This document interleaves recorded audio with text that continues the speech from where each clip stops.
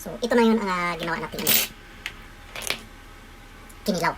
So, ito, Filipino style, no? Filipino recipes. Ayan. Ito, ang tinatawag na, yon Japanese kung sashimi. So, siyempre, dito sa Filipino style, dami tayong mga ingredients, tulad ng pipino, luya, at iba pa. Saka itong suyo. Itong Filipino style, Japanese style, ito ang tinatawag nating sashimi. So, ang ingredient dito ng kastig, ito lang.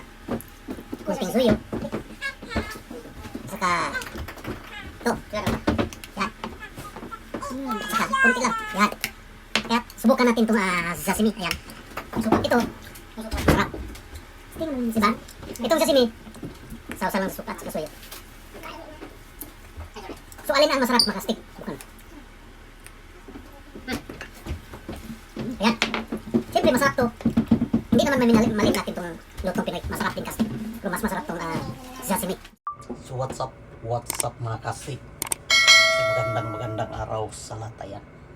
So for today's video, andito tayo ngayon ulit sa kusina at magluluto tayo ng paborito nating kinilaw. At saka yun ang pinili nating breast tuna. Ayan. Ang kilaw ito sa labas. Kaya ang gagawin natin dito kastig, ibali dalawang style sa pagluto. So una, yung Filipino style na tawag natin kinilaw. At pangalawa, yung Japanese style. At panoorin, bago sa lahat, kung bago ka lang sa aking channel, sana masuportan at mag-subscribe. At saka ito, nakabili din tayo ng malaki-laking tulingan kastig yan. Sarap yan, sarap. Yan, panoorin, intro muna tayo.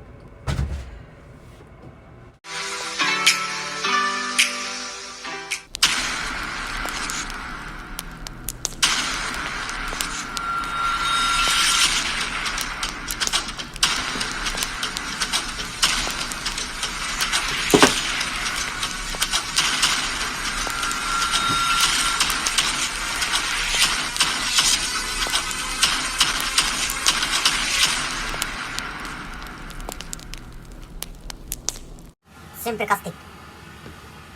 Pag Filipino style, Filipino recipe, siyempre mayroon tayong mga ingredients. Tulad ito, luya, what's up sa inyo lahat. So, ito na yun ang ginawa natin kinilaw. So, ito, Filipino style, no? Filipino recipes. Ayan.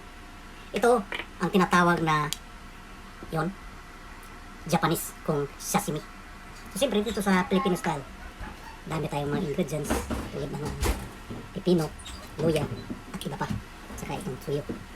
Itong Filipino style, Japanese style, ito ang tinatawag natin sashimi. So, ang ingredient dito ng kastig, ito lang. Kunting suyo. Saka, ito. Yan. Saka, kunti lang. Yan. Kaya, subukan natin itong sashimi. Ayan. So, ito, sarap. Tingnan mo, diba? Itong sashimi, sausa lang sa suka at saka suyo. So, alin ang masarap makastig? Bukan. Ayan. Siyempre, masarap to. Hindi naman malit natin itong lutong Pinoy. Masarap din kastig. Pero mas masarap itong sashimi.